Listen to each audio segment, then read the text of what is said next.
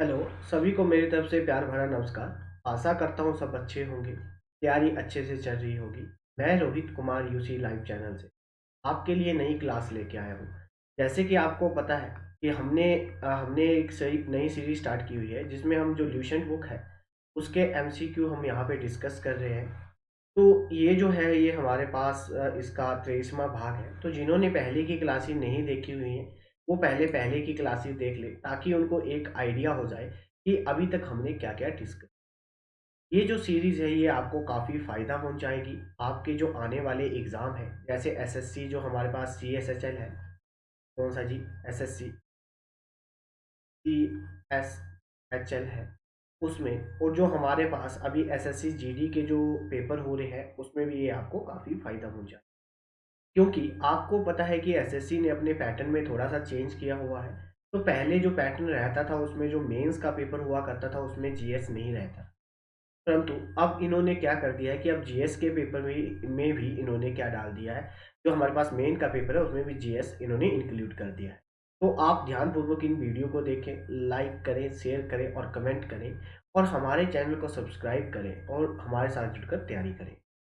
तो आज जो हम डिस्कस करेंगे, जो हमारे पास गांधीयन एरा था, जो गांधी जी का जो पीरियड था, जो जिसमें गांधी जी जब थे उनके टाइम में जो जो इवेंट हुए उन उन उन इवेंट को हम यहाँ पे डिस्कस करेंगे। तो मैं आपसे यही कहूँगा कि मेरा आंसर बताने से पहले आप एक बार अपना आंसर खुद जरूर एनालाइज करें और अंत में मुझे अपना जो स्कोर है वो मुझे कमेंट सेक्शन में जरूर भेजें, ताकि मुझे भी आइडिया हो जाए कि आपकी तैयारी कैसी चल रही है। तो आज का डिस्कशन हम स्टार्ट करते हैं।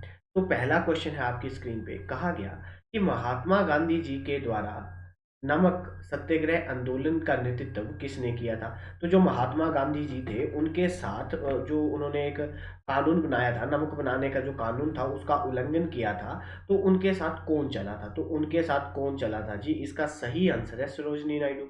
और ये जो आंदोलन हमारे पास चलाया गया था इसको बोला जाता है सविनय अवज्ञा आंदोलन। महात्मा गांधी जी ने क्या करा था? 11 पॉइंट दिए थे, 11 तथ्य दिए थे ब्रिटिश गवर्नमेंट के पास। जो गांधी जी और जो इरविन के बीच में एक समझौता हुआ था। गांधी जी और जो भारत के तब वॉइस रॉय हुआ करते थे इरविन, उनके बीच में क्या हुआ था, एक समझौता हुआ था 1931 में। तो उन्होंने क्या किया था, ये जो हमारे पास सविनय अवज्ञा आंदोलन है ये चलाया गया था 1930 में, नमक बनाने का कानून।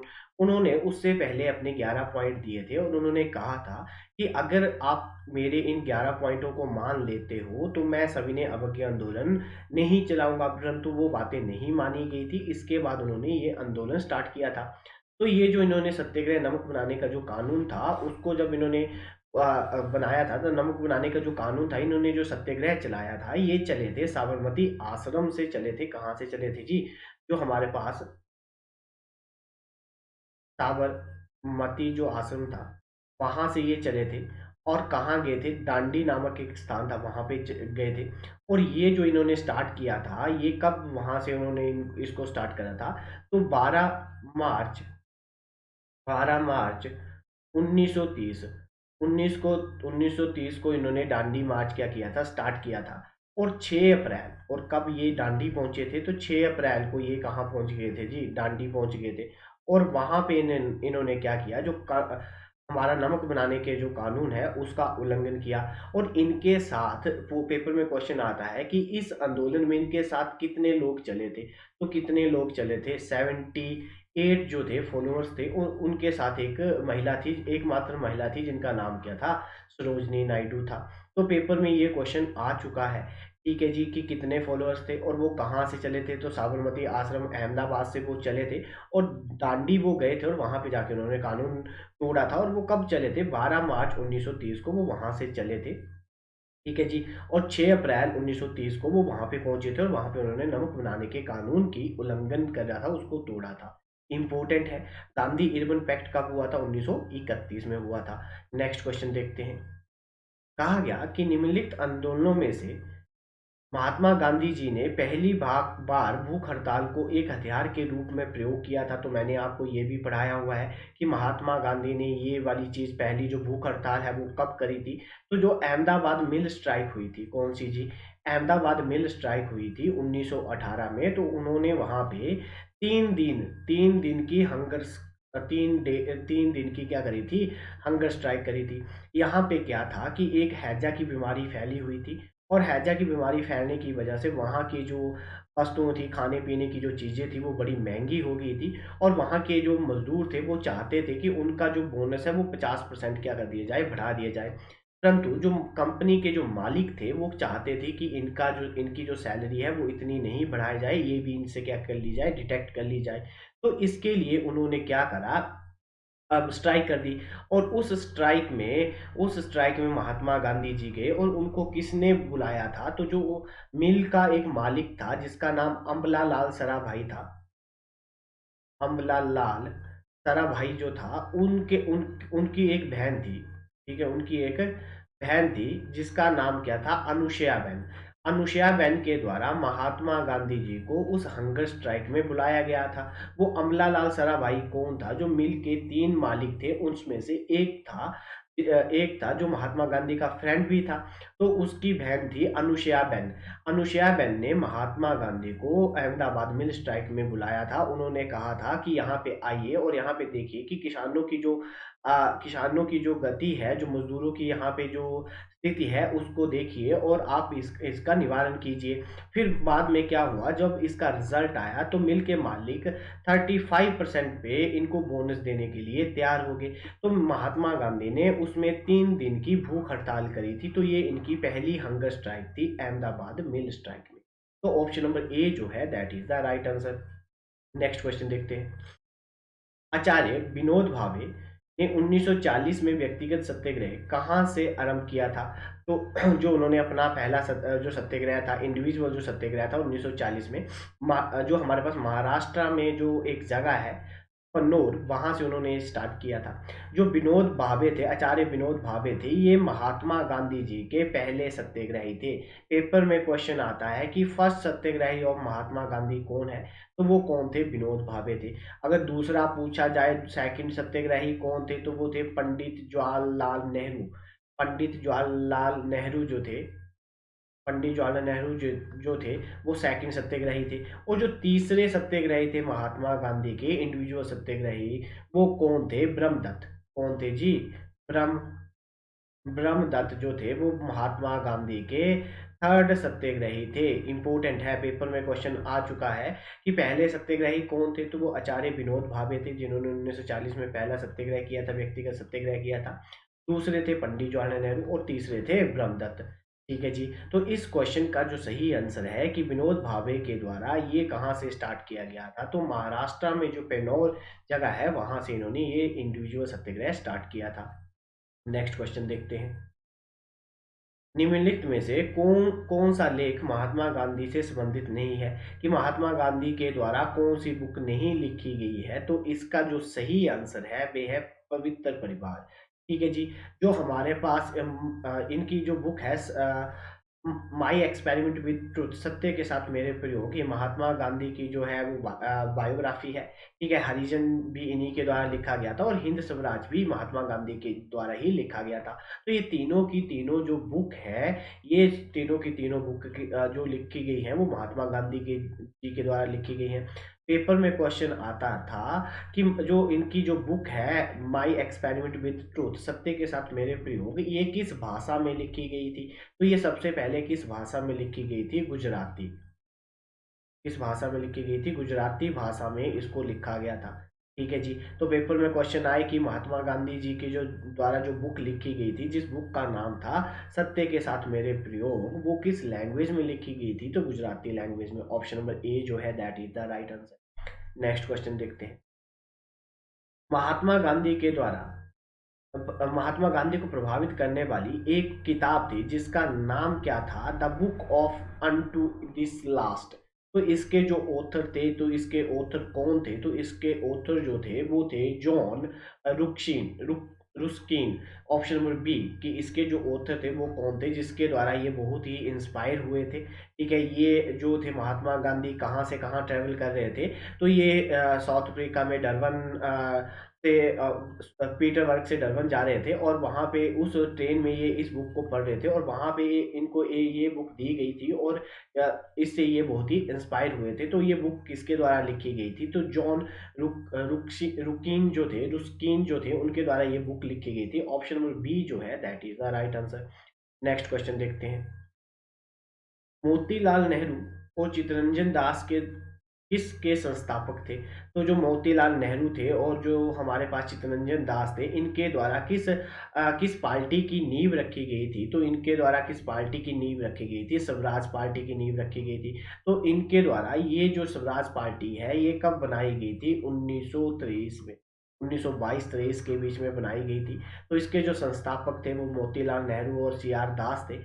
मोतीलाल नेहरू जो थे वो सेक्रेटरी थे और जो सी आर दास थे वो प्रेसिडेंट थे इस पार्टी के स्वराज पार्टी के। नेक्स्ट क्वेश्चन देखते हैं। गांधी खादी को किसका प्रतीक मानते थे? तो जो गांधी जी के अनुसार जो खादी था वो किसका प्रतीक था? गांधी जी ने क्या कहा था वो किस चीज का प्रतीक है? तो वो है इकोनॉमिक स्वतंत्रता। ऑप्शन नंबर बी कि आर्थिक स्वतंत्रता जो हमारे पास, कि अगर हम खादी का प्रयोग करेंगे तो ये इससे हमारी क्या होगी? Economic independence. जो हमारे पास इकोनॉमिक इंडिपेंडेंस है उसका प्रतीक था खादी। ऑप्शन नंबर बी जो है that is the right answer. Next question देखते हैं। जो हमारे पास इंडिया बीन्स फ्रीडम जो ऑटोबायोग्राफी है इंडिया, वो किसकी है? इंडिया बीन्स फ्रीडम ये किसकी आत्मकथा है? ये किसकी आत्मकथा है? वेरी वेरी इंपॉर्टेंट है। तो अब्दुल कलाम आजाद जी जो थे उनकी जो ऑटोबायोग्राफी है उसका नाम क्या है? तो उसका नाम है इंडिया बीन्स फ्रीडम। और ये हमारे पहले एजुकेशन मिनिस्टर भी थे। पूछा जाए पहले एजुकेशन मिनिस्टर कौन थे तो वो कौन थे? अब्दुल कलाम आजाद जी जो थे वो पहले हमारे क्या थे? एजुकेशन मिनिस्टर थे। ऑप्शन नंबर ए जो है that is the right answer. Next question देखते हैं। लंदन में गोल में सम्मेलन सम्मेलन के निर्णय के लिए बैठक हुई।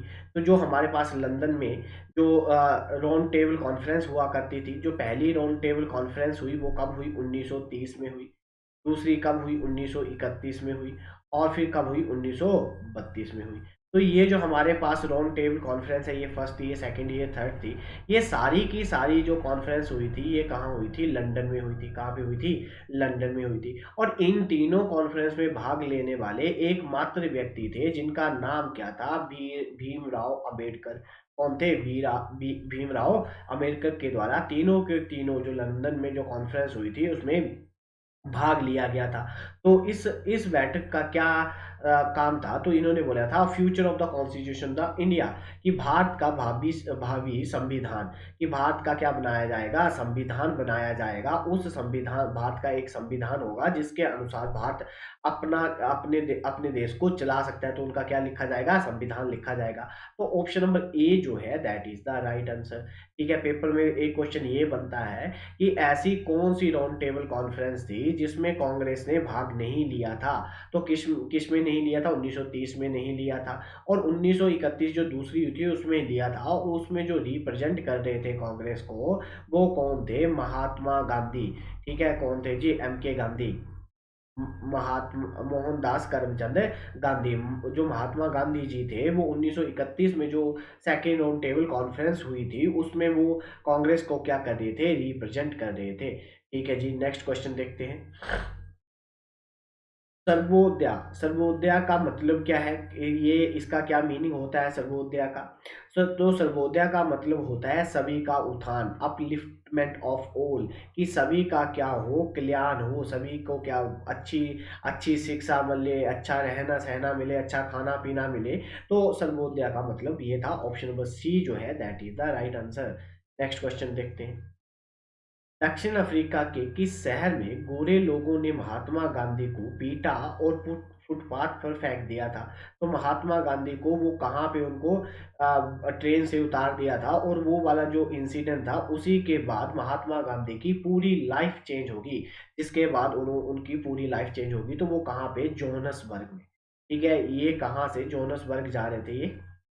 जोहान्सबर्ग में, मतलब ये कैपटाउन से डरबन जा रहे थे और इनको जोहान्सबर्ग में उतार दिया था, ठीक है, क्योंकि इन्होंने इकॉनमी क्लास की टिकट लेके रखी थी और वहाँ पे कहा गया था कि इकॉनमी क्लास जो है वो ब्रिटिश लोगों के लिए, गोरों लोगों के लिए आरक्षित है, तो प्लीज़ आप यहाँ से उतर जाएँ। तो उन्होंने उतरने से मना कर दिया था, तो उन्हें वहाँ से निकाल दिया था। तो ये जो इंसिडेंट हुआ था, तो ये कहाँ हुआ था? तो ये हुआ था जोहान्सबर्ग। ऑप्शन नंबर सी जो है that is the right answer.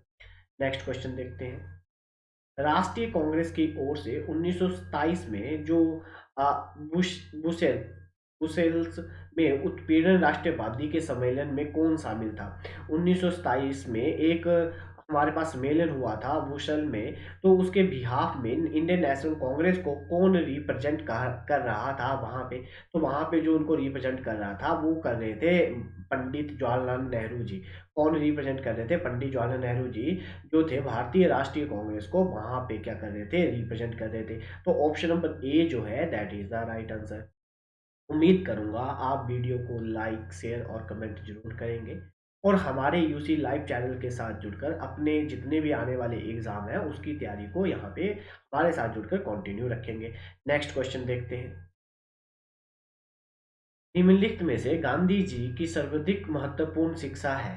तो जो महात्मा गांधी जी के द्वारा जो उनके टीचिंग थी, इम्पोर्टेंट टीचिंग जो थी वो क्या-क्या थी? ठीक है जी, तो उन्होंने किस-किस पे फोकस करा था? सत्य, अहिंसा और सत्य। ठीक है जी, कौन-कौन सी ऑप्शन बताई मैंने आपको?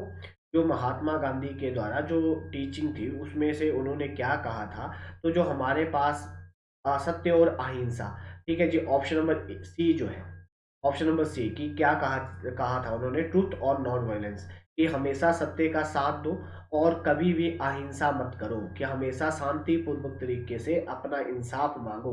तो ऑप्शन नंबर सी जो है that is the right option.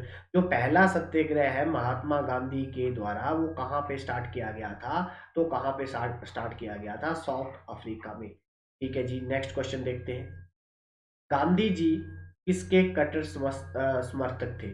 तो गांधी जी किसके कट्टर समर्थक थे?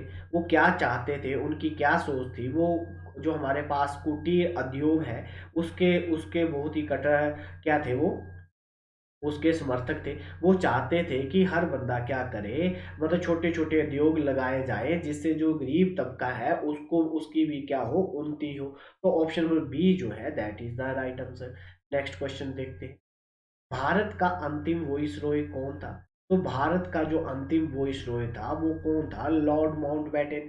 ठीक है जी, पेपर में क्वेश्चन बड़ी बार आया हुआ है कि भारत का अंतिम वॉइसरॉय कौन था? लॉर्ड माउंटबेटन था। और बाद में जो लॉर्ड माउंटबेटन थे, तो ये भारत के आज़ाद भारत के पहले गवर्नर जनरल भी थे। कि फ्री इंडिया के पहले गवर्नर जनरल कौन थे? तो फ्री इंडिया के पहले गवर्नर जनरल भी कौन थे? तो लॉर्ड बैटन ही थे। फ्री इंडिया के जब भारत आज़ाद हो गया था उसके बाद भी ये भारत के क्या बने? गवर्नर जनरल बने। अगर पूछा जाए कि पहला भारतीय कौन था जो क्या बना governor general of free India, governor general बना, तो वो कौन थे? सी आर दास। कौन थे? सी आर दास, जो भारतीय थे। ठीक है, सी आर दास क्या बने? तो अंतिम फ्री इंडिया के क्या थे? गवर्नर जनरल थे और पहले भारतीय थे जो गवर्नर जनरल बने थे, क्योंकि 1950 में हमारा संविधान स्टार्ट हो गया था, तब से ये पोस्ट को खत्म कर दिया गया था। ठीक है जी, नेक्स्ट क्वेश्चन देखते हैं। स्वराज दल का गठन किसकी असफलता के बाद हुआ? तो जो स्वराज दल था उसका जो गठन है, जो स्वराज पार्टी थी, जो सी आर दास और मोतीलाल नेहरू के द्वारा 1922 और 23 के बीच में बनाई गई थी। तो इसको क्यों बनाया गया था? इसका क्या मुख्य कारण था इसको बनाने का? असहयोग आंदोलन। ठीक है, नॉन कॉरपोरेशन जो मूवमेंट चलाई गई थी महात्मा गांधी जी के द्वारा 1920 में, और 1922 में इसको वापस ले लिया गया था क्योंकि एक हमारे पास इंसिडेंट हुआ था चोरा चोरी। ठीक है जी, चोरा चोरी जो इंसिडेंट हुआ था उसके बाद इसको क्या ले लिया गया था? महात्मा गांधी जी के द्वारा वापस ले लिया गया था, क्योंकि वहां के स्थानीय लोगों ने एक पुलिस थाने को जला दिया था और उस थाने को जलाने की वजह से 18 जो पुलिसकर्मी थे वो जिंदा ही जलकर मर गए थे। ठीक है, जिसके बाद उन्होंने इस को विड्रॉल कर लिया था। ये जो इंसिडेंट हुआ था हमारे पास 4 फरवरी को हुआ था। कब हुआ था? 4 फरवरी को 1922 को हुआ था, और महात्मा गांधी ने इस इंसिडेंट के बाद 12 फरवरी को नॉन कॉर्पोरेशन मूवमेंट को क्या कर लिया? वापिस ले लिया। 12 फरवरी 1922 को उन्होंने जो हमारे पास चोरा चोरी चोरा चोरा चोरी जो हमारे पास घटना हुई थी, उसके बाद इन्होंने इस आंदोलन को वापस ले लिया 1922 में 12 फरवरी को। और हुआ कब था? 4 फरवरी 1922 को हुआ था। इसमें जो टोटल लोग थे वो 22 लोग मर गए थे। कितने थे जी? 22 लोग यहाँ पे जिंदा जलकर मर गए थे। ठीक है जी, नेक्स्ट क्वेश्चन देखते हैं।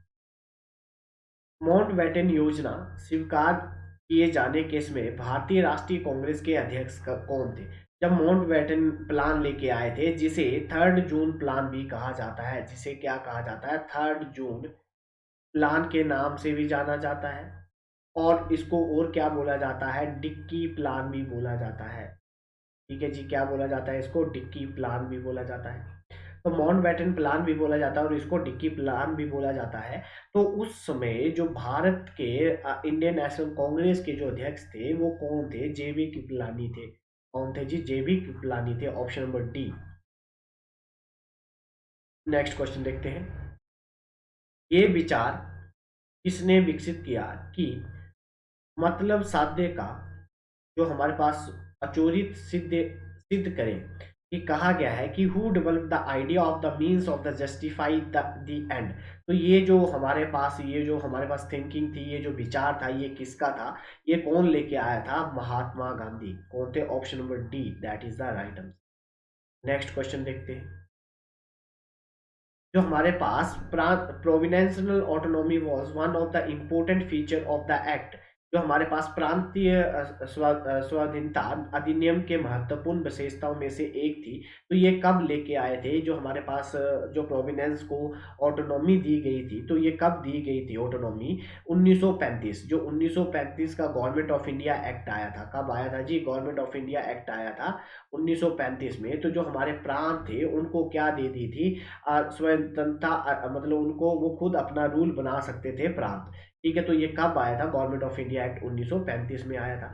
जो हमारे पास 1919 में आया था, ये भी गवर्नमेंट ऑफ इंडिया एक्ट था।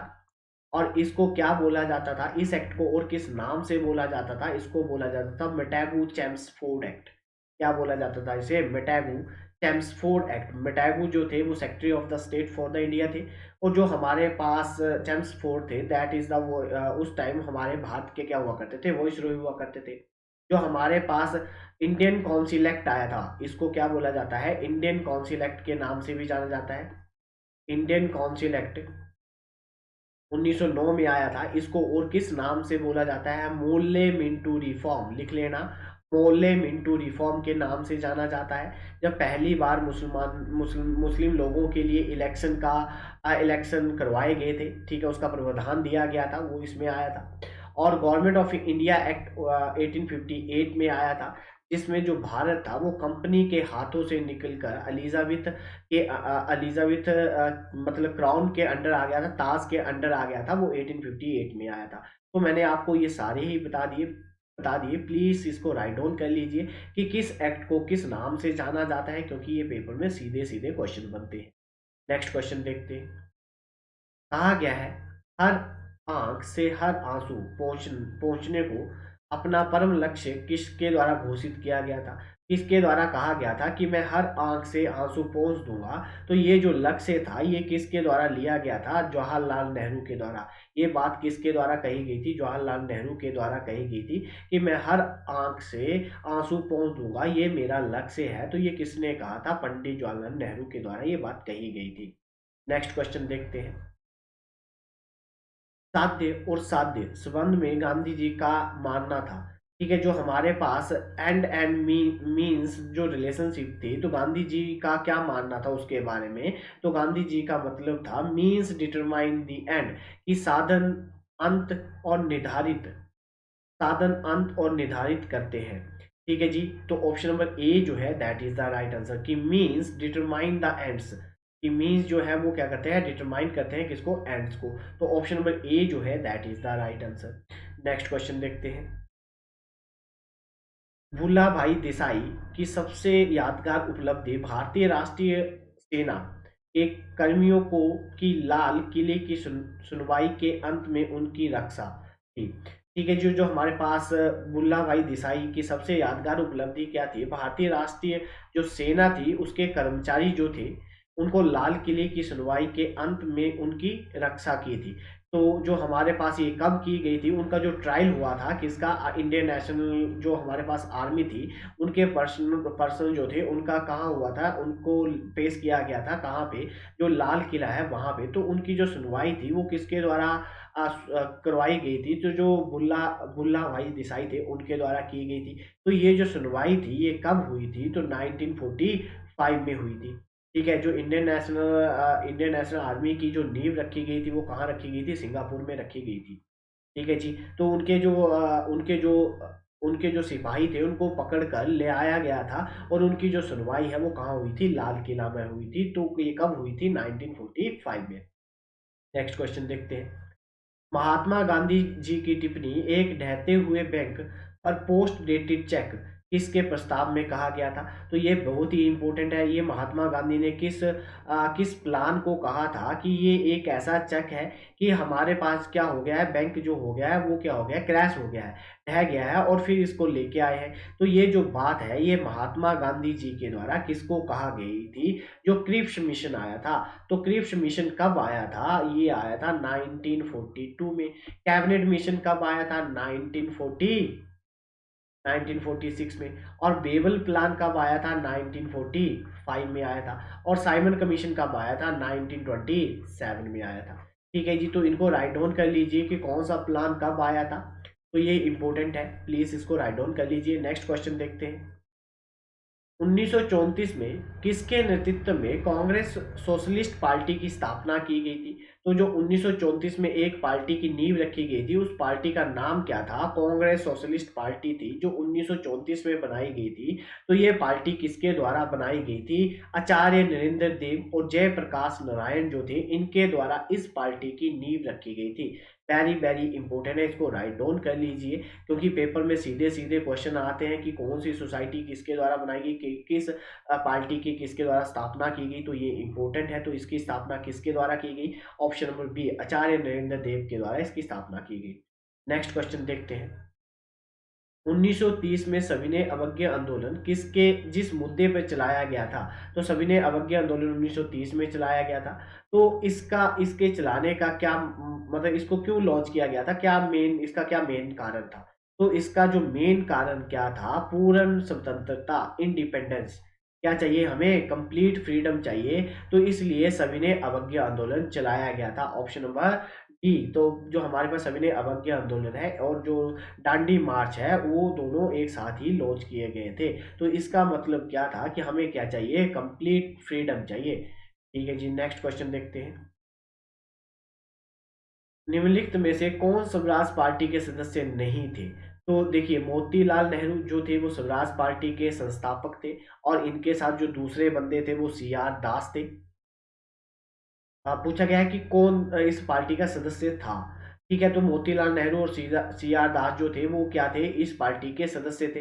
वल्लभ भाई पटेल नहीं थे और जो गोपाल कृष्ण गोखले थे वो भी नहीं थे। तो ऑप्शन नंबर ए, ओनली केवल ए जो है that is the right answer. क्योंकि इनके साथ दूसरे बंदे कौन थे? सी आर दास जो थे इनके साथ इस पार्टी की नींव रखी गई थी। नेक्स्ट क्वेश्चन देखते हैं। जो हमारे पास जो माई एक्सपेरिमेंट विद ट्रूथ, ये जो ऑटोबायोग्राफी है ये जो है वो किसके द्वारा लिखी गई थी? ऑटोबायोग्राफी मतलब खुद लिखी गई है। तो ये महात्मा गांधी की बुक थी जो महात्मा गांधी जी के द्वारा लिखी गई थी। और इस बुक को किस भाषा में लिखा गया था? तो गुजराती भाषा में इसको लिखा गया था। नेक्स्ट क्वेश्चन देखते हैं। गांधी जी के विदेशी वस्तुओं के बहिष्कार के आंदोलन का उद्देश्य क्या था? कि महात्मा गांधी के द्वारा बॉयकॉट किया जाता था फॉरेन गुड्स। उसका मेन कारण क्या था? कुटीर उद्योग को बढ़ावा देना, promote to the cottage industry. Option number C जो है that is the right answer. कि गांधी जी क्या चाहते थे कि जो हमारे पास खुद जो हमारे छोटे छोटे उद्योग है वो क्या करें, अपना अपना अपना जो है वो अपना सामान बनाए और उसको बेचें। वो नहीं चाहते थे कि बाहर से कोई आके यहाँ पे सामान को बेचे। तो ऑप्शन नंबर सी जो है that is the right answer. जो हमारे पास चोरी चोरा का जो कांड के बाद महात्मा गांधी ने क्या किया था, तो जो उन्होंने असहयोग आंदोलन चलाया था 1920 में, उसको उन्होंने वापस ले लिया। तो मैंने बोला था कि ये जो चोरा चोरी जो हमारे पास कांड हुआ था, ये कब हुआ था? 4 फरवरी 1922 में हुआ था, जब एक पुलिस स्टेशन को आग लगा दी थी, जिसमें 22 लोग क्या हो गए थे, मर गए थे।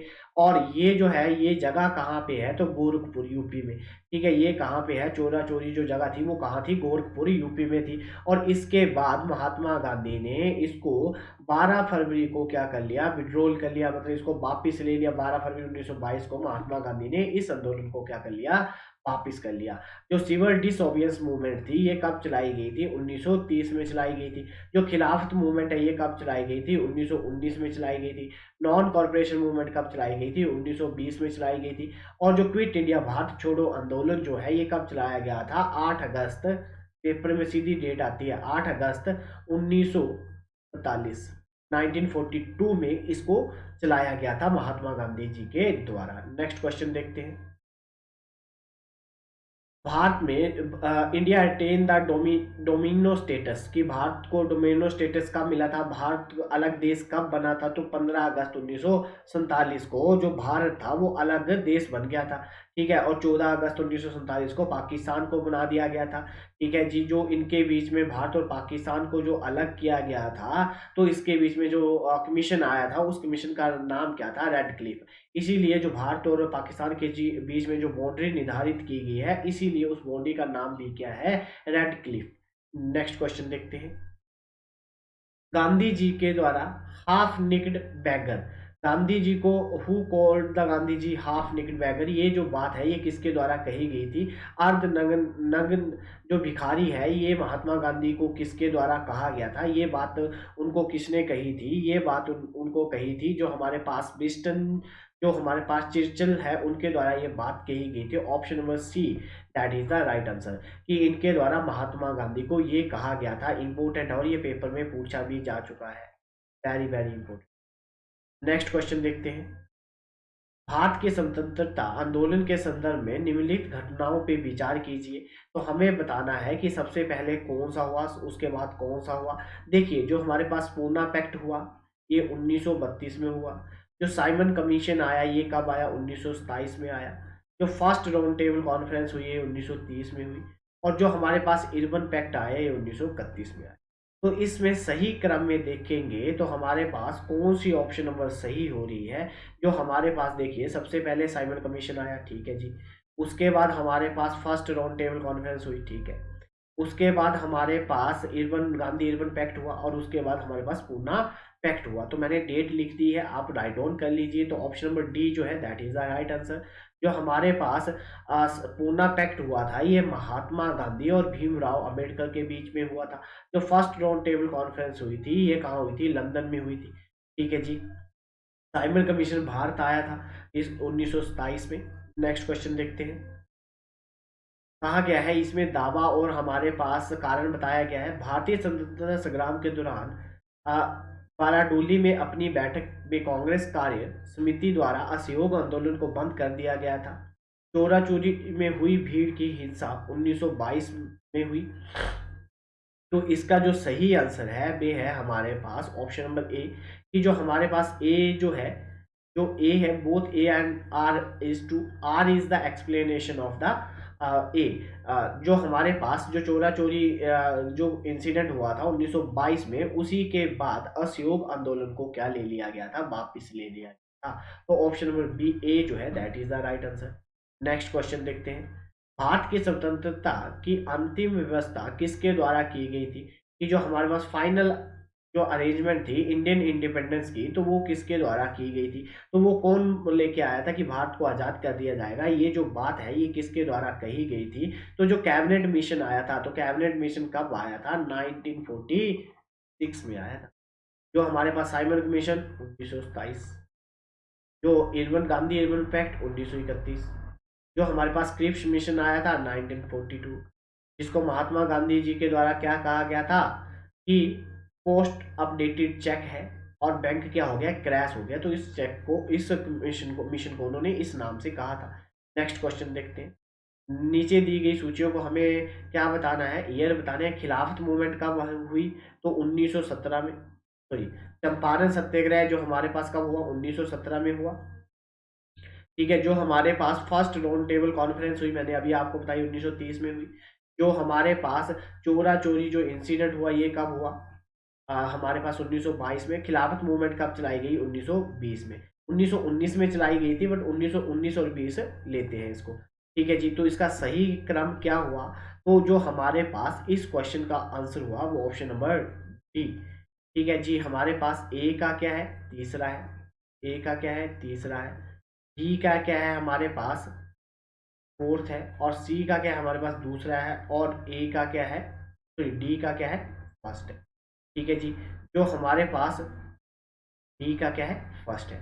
तो सही ऑप्शन कौन सी है, option number D, that is the right answer. उम्मीद करूंगा कि आप वीडियो को लाइक शेयर और कमेंट जरूर करेंगे और हमारे चैनल को सब्सक्राइब करना नहीं भूलें। नेक्स्ट क्वेश्चन देखते हैं। कहा गया है हमारे पास, ये दावा दिया गया है और कहा गया रविंद्रनाथ टैगोर ने नाइटहुड की उपाधि को त्याग दिया, बिल्कुल सही है। जलियांवाला बाग हत्याकांड ने रविंद्रनाथ टैगोर के दिल में गहरी पीड़ा पैदा की और उससे प्रेरित किया। ये बात, दोनों की दोनों बातें क्या है, जो हमारे पास दोनों की दोनों बातें बिल्कुल सही हैं कि ए और बी दोनों क्या है, बिल्कुल सही है। जब हमारे पास 13 अप्रैल 1919 को जलियांवाला बाग हत्याकांड हुआ था, जिसके बाद रविंद्रनाथ टैगोर ने उनको उपाधि दी गई थी, नाइटहुड की उपाधि दी गई थी ब्रिटिश गवर्नमेंट के द्वारा, उन्होंने उसको वापस कर लिया। और महात्मा गांधी को एक उपाधि दी गई थी केसरी और हिंद, उसको भी महात्मा गांधी ने वापस कर दिया। जो ये इंसिडेंट कब हुआ था, 13 अप्रैल 1919 को हुआ था। उस दिन क्या थी, बैसाखी थी। ठीक है जी, तो ये दोनों की दोनों बातें क्या है, एक दूसरे को एक्सप्लेन कर रही है। ऑप्शन नंबर ए जो है that is the right answer. Next question देखते हैं। जवाहरलाल नेहरू ने में से किस किस अखबार से जुड़े हुए थे, तो जवाहरलाल नेहरू के द्वारा कौन सा न्यूज़पेपर पब्लिश किया जाता था, तो नेशनल हेयर जो है वो, जो न्यूज़पेपर है वो किसके द्वारा चलाया गया था, तो पंडित जवाहरलाल नेहरू जी के द्वारा चलाया गया था। ऑप्शन नंबर डी जो है that is the right answer. Next question देखते हैं। संयुक्त राष्ट्र संघ द्वारा निम्नलिखित में से किस दिन को अंतर्राष्ट्रीय अहिंसा दिवस के रूप में सेलिब्रेट किया जाता है, तो जो हमारे पास international day of the non violence by the UNO, तो यूएनओ ने के द्वारा अहिंसा दिवस कब मनाया जाता है, 2 अक्टूबर को। 2 अक्टूबर को किसका जन्म होता हुआ था, तो जो हमारे पास महात्मा गांधी जी जो थे, उनका जन्म कब हुआ था, 2 अक्टूबर को। और उस दिन को यूनाइटेड नेशन ऑर्गेनाइजेशन के द्वारा उस दिन को किस दिन के रूप में मनाया जाता है, तो नॉन वायलेशन डे के रूप में उसको सेलिब्रेट किया जाता है। तो ऑप्शन नंबर बी जो है that is the right answer. Next question देखते हैं। जो हमारे पास diarchy in the provincial government was established by, जो हमारे पास प्रांतीय सरकार में जो हमारे पास दी वैद्य शासन की व्यवस्था किसके द्वारा की गई थी, तो ये जो हमारे पास दार्ची जो प्रोसेस है, ये किसके द्वारा लेके आए थे, तो जब हमारे पास 1919 का अधिनियम आया था, जिसको गवर्नमेंट ऑफ इंडिया एक्ट 1919 भी बोला जाता है और क्या बोला जाता है, चेम्सफोर्ड एक्ट के नाम से भी उसको जाना जाता है, मैंने आपको पहले ही बता दिया। और 1935 में भी गवर्नमेंट ऑफ इंडिया एक्ट आया था। 1909 में इंडियन काउंसिल एक्ट आया था, जिसे किस नाम से जाना जाता है, जिसे मोर्ले मिंटो रिफॉर्म के नाम से जाना जाता है। और 1982 में भी जो आया था वो Indian government, sorry, Indian council act के नाम से उसे जाना जाता है। तो आप इनको राइट डाउन कर लीजिए, मैंने आपको ये बताए हुए हैं, तो पेपर में यहाँ से क्वेश्चन बनते हैं। और इस क्वेश्चन का सही आंसर क्या है, ऑप्शन नंबर सी जो है इसका सही आंसर। नेक्स्ट क्वेश्चन देखते हैं। भारत के स्वतंत्रता संग्राम के दौरान निम्नलिखित में से किसने प्रथम अखिल भारतीय हड़ताल की शुरुआत करी थी। ठीक है, कि जो ऑल इंडिया हड़ताल, ठीक है, जो फर्स्ट ऑल इंडिया हड़ताल जो थी वो कब की गई थी, तो वो कब की गई थी ऑल इंडिया हड़ताल, इसका जो सही आंसर है, जो हमारे पास प्रोटेस्ट था रॉयलेट एक्ट के अगेंस्ट। ठीक है जी, जो रॉयलेट एक्ट लेके आए थे उसके विद्रोह में पहली फर्स्ट हड़ताल की गई थी। तो रॉयलेट एक्ट कब आया था, 1919 में आया था। कब आया था, 1919 में आया था। इस एक्ट के अनुसार क्या है, इसको ब्लैक कानून के नाम से भी जाना जाता है, ब्लैक एक्ट के नाम से भी महात्मा गांधी के द्वारा इसको बोला गया था। क्यों बोला गया था, क्योंकि इसमें कहा गया था कि किसी को भी 2 सालों के लिए पकड़ के जेल में डाला जा सकता है। उसको कहीं भी कोर्ट में पेश नहीं किया जाएगा। अगर सरकार को लगता है कि वो देश हित के खिलाफ है, तो उसको पकड़कर सरकार जेल में डाल देगी और उसको कहीं भी पेश नहीं किया जाएगा, कोर्ट में पेश नहीं किया जाएगा। तो उसको क्या कहा गया था? रॉयलेट एक्ट कहा गया था। ऑप्शन नंबर ए जो है that is the right answer. Next question देखते हैं। जवाहरलाल नेहरू के द्वारा निम्नलिखित में से किस तारीख को रावी के तट पर तिरंगा राष्ट्रीय ध्वज फहराया था जब घड़ी की आधी रात को दस्तक दे रही थी? तो जब हमारे पास पंडित जवाहरलाल नेहरू के द्वारा रात को 12 बजे रावी नदी के किनारे झंडा फहराया गया था और फुल इंडिपेंडेंस की मांग की गई थी कि हम 26 जनवरी को हम अपना क्या बनाएंगे, इंडिपेंडेंस डे सेलिब्रेट करेंगे। तो ये बात उनके द्वारा कब की गई थी? 26 जनवरी 1930 को। 26 जनवरी 1930 को ये बात उनके द्वारा की गई थी कि सॉरी, ये जो उन्होंने कहा था कि 26 जनवरी 1930 से हम क्या बनाएंगे, अपना क्या बनाएंगे, इंडिपेंडेंस डे बनाएंगे हर साल। और ये जो बात है उनके द्वारा कब झंडा फहराया गया था?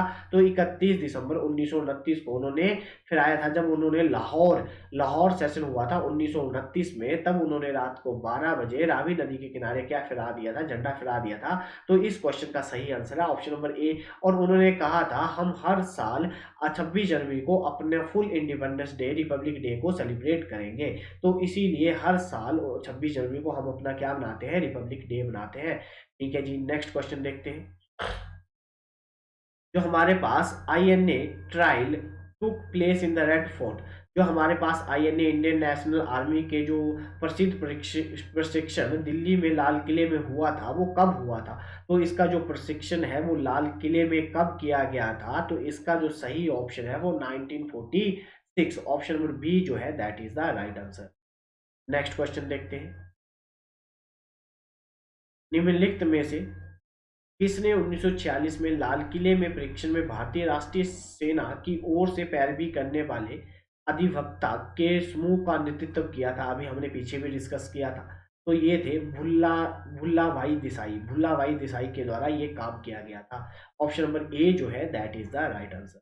उम्मीद करूंगा कि आप वीडियो को लाइक, शेयर और कमेंट जरूर करेंगे और हमारे चैनल यूसी लाइव चैनल के साथ जुड़कर अपने आने वाले एग्जामों की तैयारी को यहाँ पे कंटिन्यू रखेंगे। नेक्स्ट क्वेश्चन देखते हैं। निम्नलिखित में से किस आंदोलन के दौरान महात्मा गांधी ने लिखा था व्यक्तिगत रूप से मैं गुलामी से इतना उब चुका हूं कि मैं अजर जो हमारे पास अराजकता का उदय करने के लिए भी तैयार हूँ? तो ये महात्मा गांधी ने ये जो बात है ये कब कही थी? ये बात उनके द्वारा किस उसमें कही गई थी? तो ये बात उनके द्वारा कब? भारत छोड़ो आंदोलन। तो महात्मा गांधी के द्वारा ये कब कहा गया था? भारत छोड़ो आंदोलन जो 8 अगस्त 1942 को ग्वालियर टैंक बॉम्बे से स्टार्ट किया गया था। पेपर में क्वेश्चन आता है कि भारत छोड़ो आंदोलन कब स्टार्ट किया गया था? तो 8 अगस्त 1942 को महात्मा गांधी जी के द्वारा जो ग्वालियर टैंक है बॉम्बे में, वहां से उसको स्टार्ट किया गया था। ऑप्शन नंबर डी जो है that is the right answer. Next question देखते हैं। निम्नलिखित कथनों पे विचार कीजिए और हमें बताना है कि कौन से इसमें से सही है।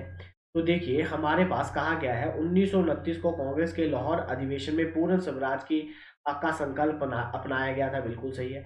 1931 में कांग्रेस ने कराची अधिवेशन में मौलिक अधिकारों का प्रस्ताव जो था वो पारित किया था। जब यहाँ पे जो इसका जो अधिवेशन था, इसके जो प्रेसिडेंट थे वो कौन थे? तो वो थे वल्लभ भाई पटेल।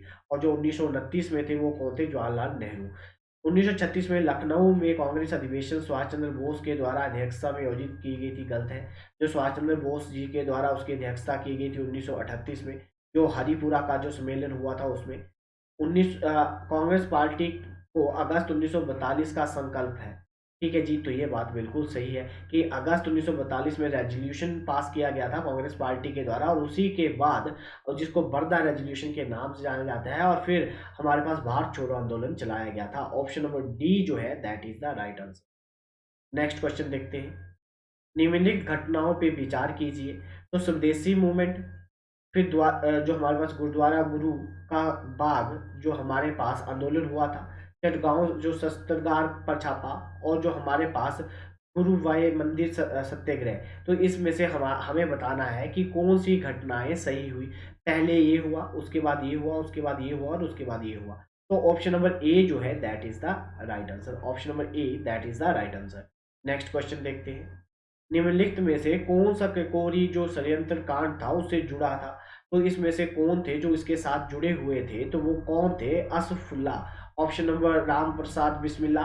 और जो हमारे पास राम प्रसाद बिस्मिल्ला थे और जो असफुल्ला थे, वो दोनों के दोनों जो केकोरी षड्यंत्र कांड हुआ था उससे इनका संबंध था। और ये जो कांड हुआ था ये कब हुआ था? तो 1900 हमारे पास 1925 में ये कांड हुआ है।